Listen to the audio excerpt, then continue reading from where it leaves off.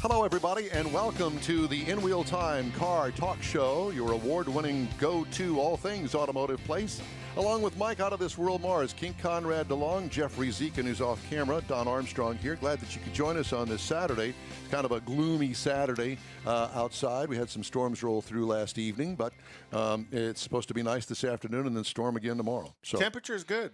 It is nice. Yeah, and it's not going to be that way long. Because and you don't look gloomy. You look quite cheery this morning. Festive. Well, thank you. Yeah. Well, I thought, here's this shirt hanging in the closet. I thought got hibiscus on it and pineapple and there you go. Is that what that is? He is Don Ho. Don, yeah, we can go. I've been waiting for the show to start to say that joke. Tiny bubbles. Yes. Yeah. And a couple of people have said good morning to Ray Ray. Oh, that's great. So we know who those people are. Hey, it's Ray.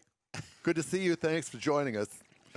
At any rate, so we're going to have a good time this morning. And do we have RoShelle yet? Yes, sir. Okay. So we're going to start the show off with one of our favorite folks, RoShelle Salinas, and she is with the Houston Auto Dealers Association that puts on the Houston Auto Show. Look at you, all bright and cheery and looking nice. How are you? It's good to see you.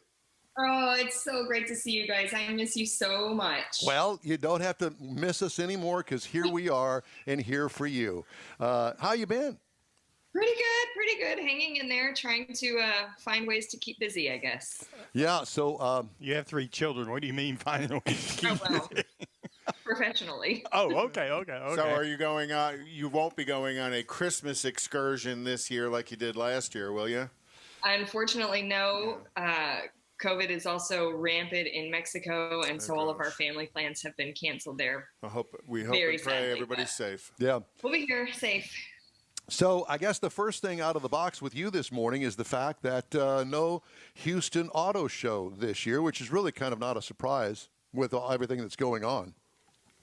Yeah, it's extremely unfortunate, of course. Back in October, we did decide to postpone the January show, and we really had our fingers crossed. We knew that it just wasn't going to be possible, feasible, everything's so uncertain to do in January. So we were really anticipating some May dates and had those booked with Energy Center and was working towards that with, many manufacturers buy-in saying, yes, put us down, pencil us in. Once we know everything is, improving with coronavirus, we'll move forward. We had a lot of contingency plans of taking care of people and safety precautions and temperature checks and all the things that were going to need to go into place. So we were working, trying to figure out how all of that could happen in May. And many people heard this week, the Houston Rodeo has decided to move from March to May. And I'm glad that they can, move such a large scale event to that time and be able to do that. But unfortunately, that takes away the dates for us. Oh boy. And that puts it way too close for our planning, for the manufacturer's planning, for our January 2022 show. So we've just decided to go ahead and cancel this year, hold out, and work towards a really spectacular show in 2022. Well, my gut tells me that I'm not really too sure about the rodeo doing their thing in May either, because the way things are going now, I mean, this COVID thing is red hot, especially here in the Houston area. And man, May is pretty quick afterwards, and that would be a super spreader event they've actually fudged just a little bit and said, this is our plan today. Right. Yeah. And so, which means it's still flexible, and depending on where they are with vaccine and all that stuff as to what all gets pulled off. But I would think waiting until 2022, I would assume that they would have a pretty good kibosh on all of this, and we should be able to have the Houston Auto Show again. Yeah, I'm very optimistic for 22's event, and I think that we can definitely hopefully do that with the vaccine being in place by then, as long as all of that goes smoothly, which it's definitely a logistical feat to get through, to get everyone vaccinated, the people that want to be vaccinated. So hopefully that can take place. But I know the manufacturers and our own budgets are extremely eager to have the auto show and have a place where people can gather safely and experience life again. Well, and when you talk about budget, one of the good things, though, is that the car business has been strong in Houston. It hasn't collapsed the way a lot of people would assume it has. So, you know, that's everybody's itching to get back to the show circuit. Yeah, and that had a lot to do with HADA's efforts legislatively, making sure that car dealerships were deemed essential businesses and that, you know, people could still go out and get a car if they needed one or get their car serviced and repaired if needed to. You know, people forget how dependent we are on vehicles here in Houston. And if you're in an unfortunate accident or your vehicle breaks down, you're going to need a place to buy a new one. So it was really important for us to make dealerships an essential business. And when we were able to do that, that kept this going for them and keeping them steady. And people need to understand that HADA is not just about a car show. You guys have, I would say, probably spend much more effort on the legislative side of things as well, making sure things are happening for the car dealers. Yeah, absolutely. And we're a giving association. So we have, you know, over $300,000 that we give in scholarships, and we help purchase the new trucks for the motorist assistance program. So there's a lot that we do with our revenues from the Houston Auto Show, and that's why it's extremely important for us to have it. But thankfully, we're in a place where we can still get by and, you know, be cautious and precautious this year with our budget so that in 2022 we can kind of pick up where we left off. Well, you know, RoShelle, I read a story here on our show, I guess it was about a month or so ago, about research when it comes to car buyers and potential buyers. You were people that would come to the Houston Auto Show and research cars before they buy. And I did not realize how huge an impact that car show has on new car buyers.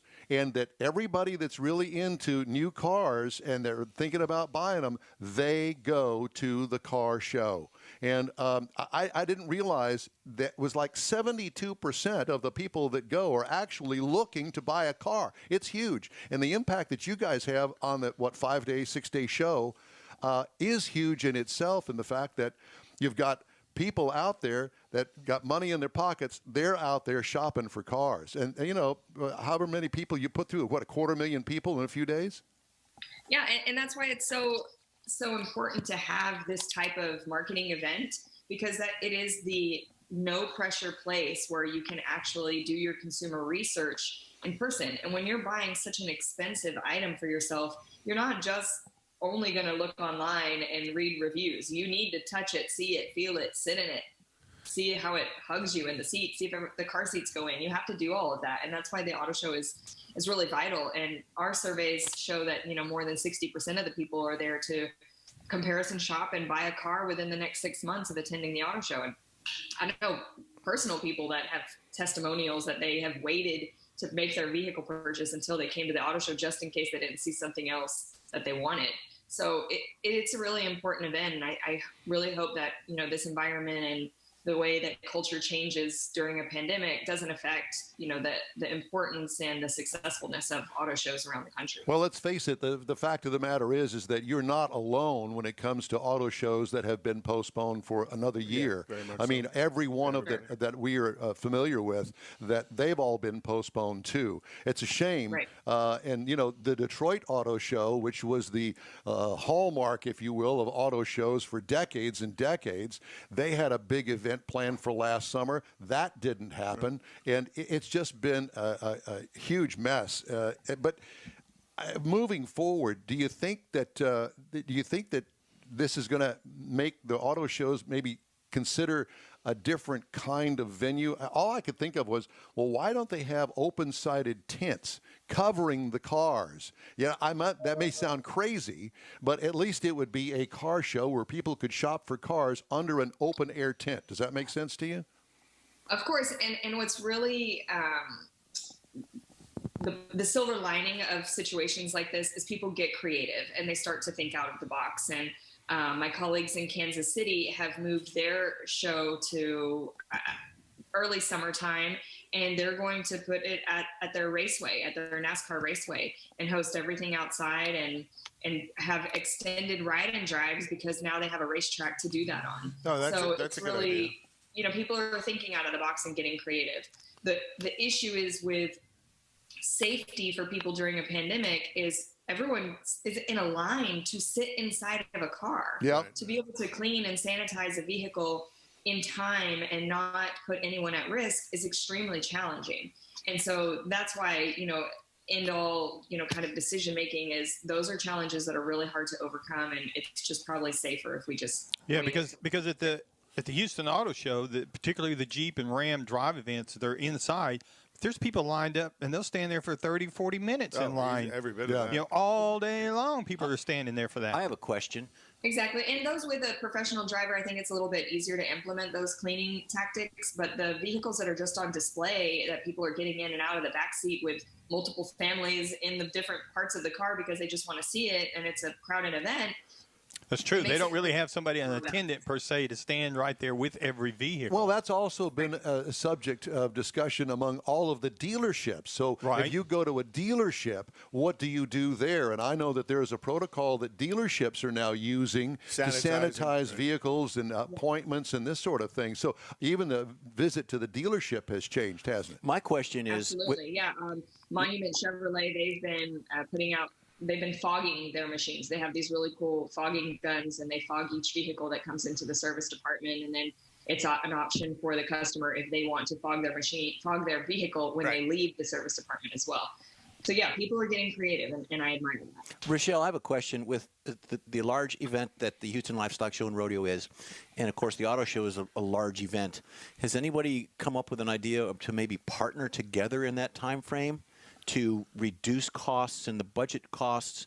And obviously, both events are not going to be as enormous coming into 2021 as they were in the past. Partnership and split the event. That's a great question. When we were looking at hosting in May, we were actually going to have to make the venue smaller for us because we knew that there was a number of manufacturers that have already said that they weren't going to participate in the show. So we were working with the venue to possibly reschedule also the boat or the RV show at the same time as us. And in that way we could have a dual ticket and, be creative thinking it in that way. But it still is a bit of a numbers game. Well, yeah, absolutely. Because you're only allowed so many people in the building at a time, and those restrictions, and then on top of that, the space restrictions.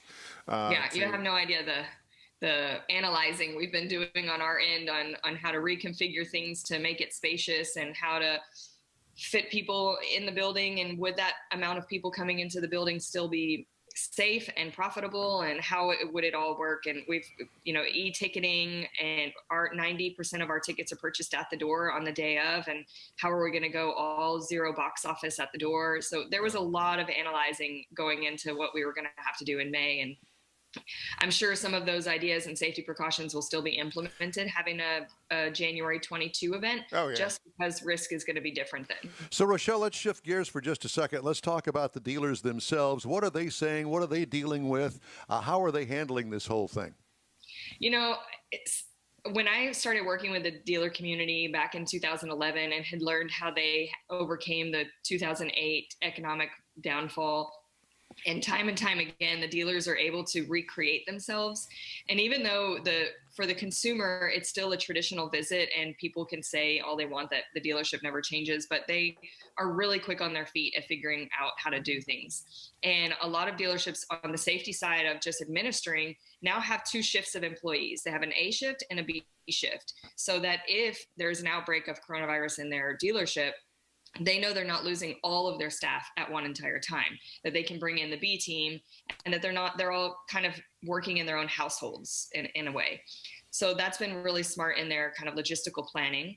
They're also working on skeleton shifts in many ways, or skeleton staff, and they're definitely cleaning and making appointments and doing online consultations along the way, and then doing at-home test drives. There's many dealerships now that offer to bring you the vehicle to your home. You test drive it there. They go over it with you at a distance with their mask and all the safety precautions that they can implement.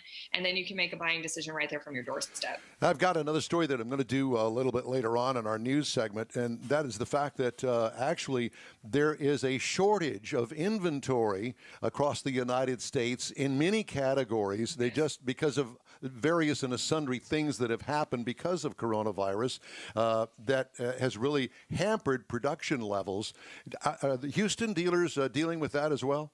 They really hurt from that in the summertime.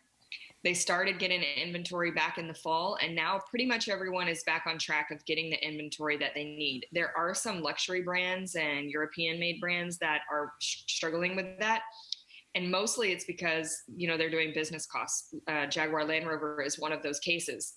They're selling more vehicles in Europe than they could make profitable to ship and sell vehicles here. So the inventories here in the US are really low, and they're just keeping sales in Europe. So things like that are happening with inventory. But, you know, domestic brands are all really coming back on track with their getting vehicles there, but they're definitely selling fast because they're not at inventory levels that they've had before. So it's like when you go into the dealership and you find something you want, you better be ready to like make that decision right then, because that vehicle might not be there in a couple hours. And probably won't be, considering the speed at what they're selling at right now. You know, the traffic at the dealerships is pretty good.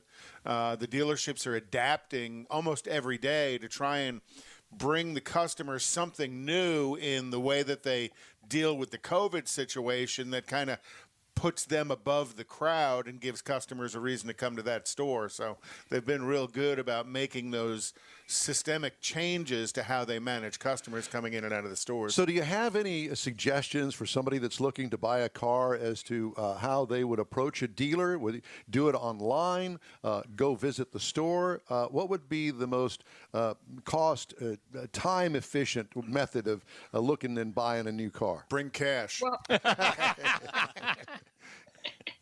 Well, obviously, I always recommend to people, like, kind of have in mind the specifications that you want and your budget. And then call that dealership today, depending on your risk and comfort level. You know, everyone has a different risk level and different antibodies, or you've had the vaccine. So everyone has their own necessities to being safe. But if you're trying to be the most precautious that you can, I'd say look at every dealership has their inventory online now. So look online, check out the vehicle first, then call them up, make an appointment. Because when you make an appointment, you know that you're going to get that attention. You're not going to be waiting around in the dealership for the salesperson. It's going to be a much more fluid process, and that's going to help you. And if you're even more high risk, then see if that dealership, you know, can bring that vehicle to you. Especially if you live within 5 to 10 miles of the dealership, they're definitely going to do that. And any of the higher brands will pretty much take the vehicle anymore. And most dealerships have a very active internet department. So when you're online looking at a vehicle, there's somebody kind of waiting for you to enter the chat room to start talking to you and engage you immediately. So there really isn't any waiting to talk to them about a specific vehicle and inventory.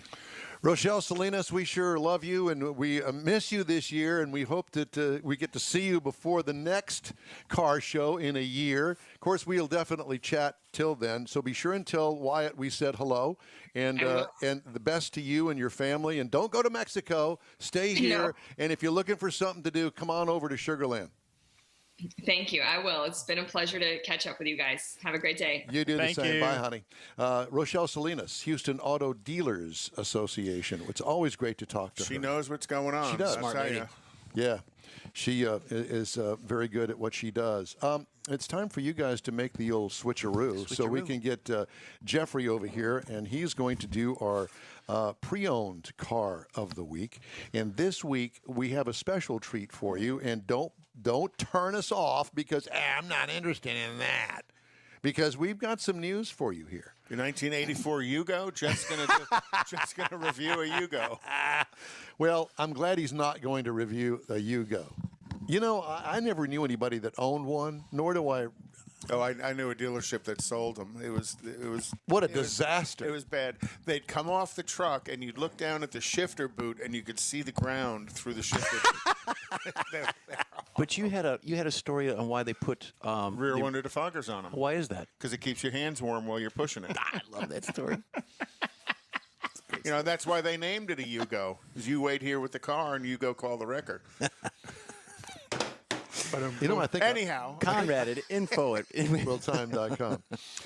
Wanted to remind you guys that we're going to be giving away next hour 2 $40 gift certificates to Black Bear Diners. There are 2 of them here in the Houston area, and our address is info@inwheeltime.com. As a matter of fact, if you'd like to get into the pool to win a $40 $40 worth of free dining at the Black Bear Diner. Send us your contact information. You can either do it with your email address or your phone number, whatever you want to do, to info@inwheeltime.com. And Good we'll, stuff. Yeah, and we'll pull a couple of winners and get you some gift certificates. Got to be used before the end of the year, so you haven't got a lot of time. Okay, time now for this hour's car review. It's our pre-owned car of the week. Jeffrey's got the 2017 Honda Odyssey. Oh, I love this. I'm a minivan person. I am too. I love those things. I love minivan. Kathy despises them. My wife despises them, but don't even think about it. It's just amazing. So this is a 2017 Honda Odyssey.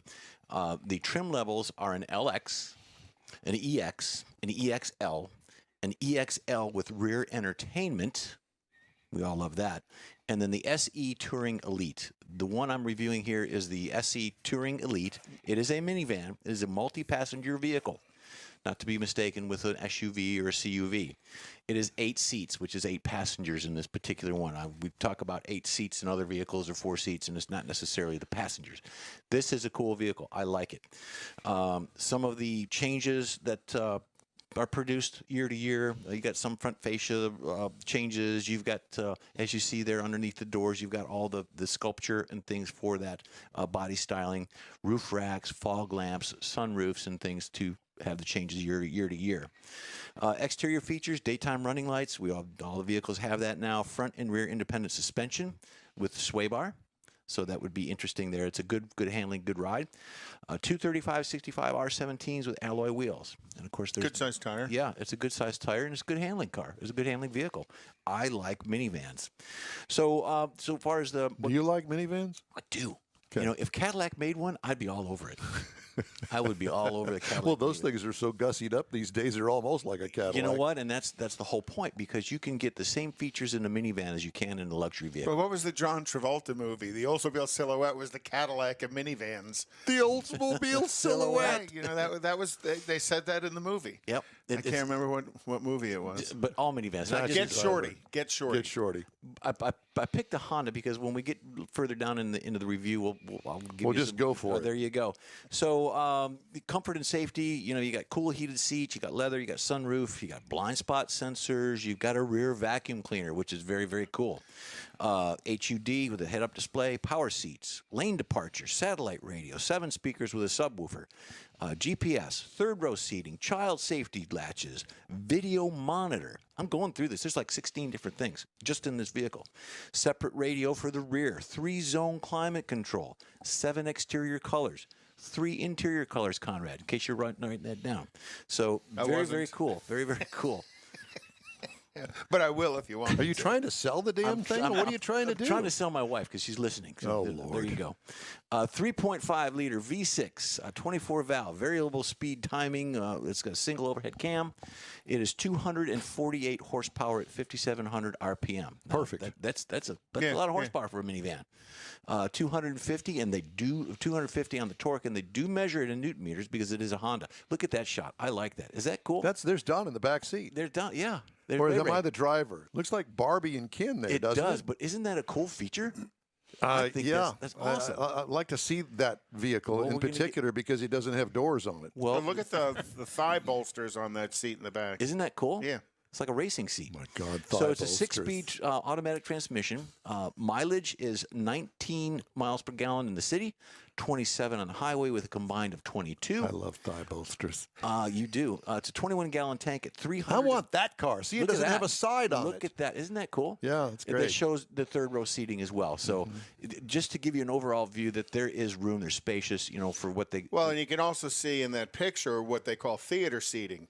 Front row is lower than the middle row, that's lower than the back row. Right. There's the engine, the 3.5-liter V6.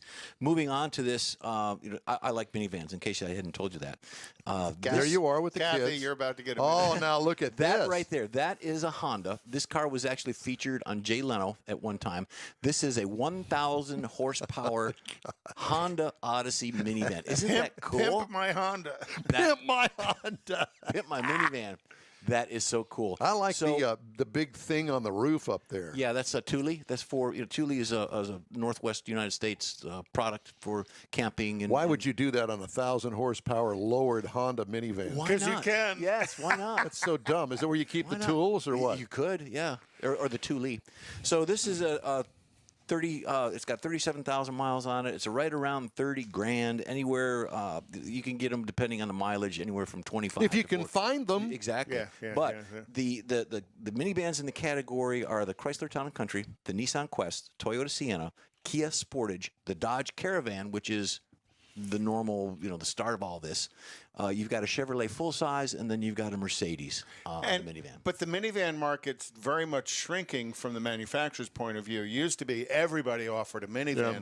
Now it's probably four or five really that still have a minivan out there. Competitive. And I know even on the Chrysler side, haven't they moved it all over to the Pacifica? Yes. Mm-hmm. And in case you don't know, I'm a minivan fan. You've mentioned that several times. Have I? Okay. Yeah. Well, Just trade wanted- that Cadillac in on a minivan. Don't, Cadillac, if you're listening, create a minivan. I'll You know be what your- we could do? And Jeff will drive it We for could you. take the Honda Odyssey, take the stickers off of it, and put Cadillac stickers on And it, a- kind and of a- like and a you've done out there. V-series. Yeah, A kind of like you've done with yours, and put the V on That's back another of it. story for another episode. No, it's not. It's the story for this day. Well, okay. Thank you, Jeffrey. You bet. All right, got a couple of news stories I want to get in before the top of the hour. Ford Motor Company's 2021 F-150 hybrid won't claim the overall pickup mileage crown, but it will beat out all gas-powered rivals, according to EPA estimates. The redesigned truck's 3.5-liter V6 Power Boost hybrid variant with two-wheel drive will get 25 mpg combined, 25 mpg city, 26 highway. That's according to Ford on Friday. It still trails diesel variants such as the Chevy Silverado and the Ram 1500. Chevy's 27 and 26. It's not that big of a deal. But the redesigned F-150, including the hybrid model, is on sale now. And I thought this was pretty interesting. Lincoln claimed the top spot in 2020 for its first solo win as the highest-scoring luxury brand in the J.D. Power U.S. Sales Satisfaction Index study released Thursday. BMW's Mini ranked highest among mass-market brands, replacing Buick in the top spot. That's surprising. Mini has ranked in the top 3 since 2010. I didn't realize that. J.D. Power said the survey included 35,816.1 buyers who purchased or leased a new vehicle from January through June of 2020. Genesis had the best improvement from last year with an increase of 45 points, but still remained in place, last place among luxury brands at 770. So this is the survey of the purchase experience at the dealership, not the vehicle quality.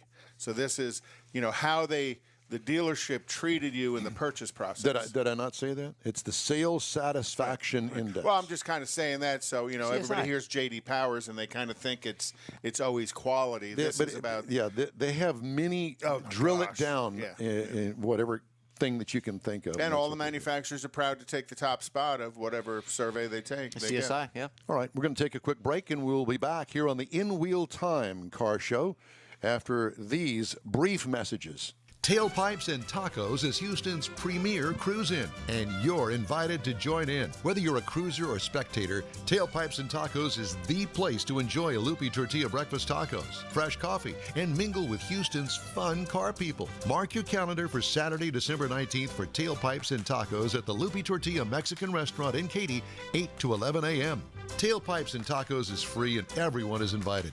You'll see collector cars, hot rods, customs, magnificent originals, and resto mods all in one place. Cars from all over Southeast Texas cruise in and show off in a 3-hour friends and family event. The Lupi Tortilla Mexican Restaurant on the Grand Parkway at Kingsland Boulevard, just south of I-10 in Katy. Drag racer, car enthusiast, and Lupi founder Stan Holt brings you Houston's hottest cruise-in, Tailpipes and Tacos, Saturday, December 19th, 8 to 11 a.m. at the Lupi's in Katy. The In Wheel Time Car Show will be there too, and you're invited to join us. We'll see you there. By the way, that is next weekend. We'll see you there from 8 to 11 at the Lupi Tortilla Mexican Restaurant in the Katy area. That's at 99 and I-10. Texas Truck Works is your go-to truck customizer. From mild-to-wild lift kits, custom wheels, and steering and handling enhancements to the best personal and commercial wraps, Texas Truck Works delivers. Let Texas Truck Works founder Scott Stevens help you get the most out of your truck or Jeep. Texas Truck Works has decades of customizing experience, including power adders and complete engine swaps. Let the Texas Truck Works team design an upgrade plan that fits your budget. Get truck attitude today at TexasTruckWorks.com. Is your business or company looking to stand out in a crowded advertising market? Looking to reach the real auto enthusiast? Well, you found it. You're listening or watching in real time, and so are your fellow enthusiasts. The In Real Time Car Show now reaches 500,000, and we can put together a marketing plan that will engage them in your product, business, or service. To get the tires rolling, just shoot us an email to our marketing director, Jeff Dziekan. His address is jeff@nrealtime.com.